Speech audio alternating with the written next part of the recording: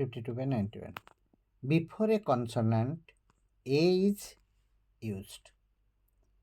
Example, a boy, a horse, a woman. आमे एभली Bhavre कहूचे.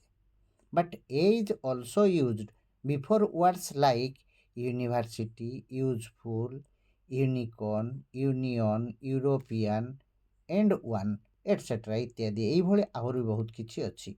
Because these words begin with a consonant sound. जेहेतु a word माने कोन करूचंती ना consonant sound दउचंती, तेणु निश्चित भाव में एमान को पूर्वरु आमे कोन बसैबा ना इंस्टेड ऑफ होची एन आमे बसैबा कोन ना निश्चित भाव में आमे ए बसैबा. उदाहरण नबा. उदाहरण होची कोन ना उदाहरण होची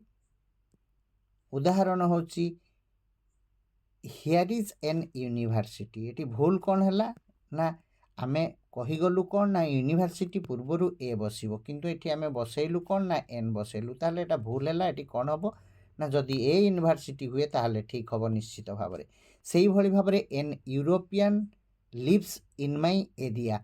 एटी एन यूरोपियन हम ना एटी कौन हम ना ए यूरोपियन हेले जाइकी ठीक हम नहले एटा मध्य कौन हम ना भूल हो जिवो. से भली भाव में तृतीय एग्जांपल होची कौन ना it is an 1 rupee note. ये जो एन 1 रुपी नोट ये एन टा एटी भूल हो गला एटी कौन हम ना ए 1 रुपी नोट हेले जाइकी एटा कौन हम ना ठीक हम. जदि आमे केयरफुल अटेंशन न दबा ताहले आर्टिकल रे मध्य हमर कौन हम ना एई भली भाव में माइनर मिस्टेक निश्चित भाव में रहिबो. तेणु एटा को मध्य हमको कौन करबा को हबो ना सुधारिबा को हबो निश्चित भाव में.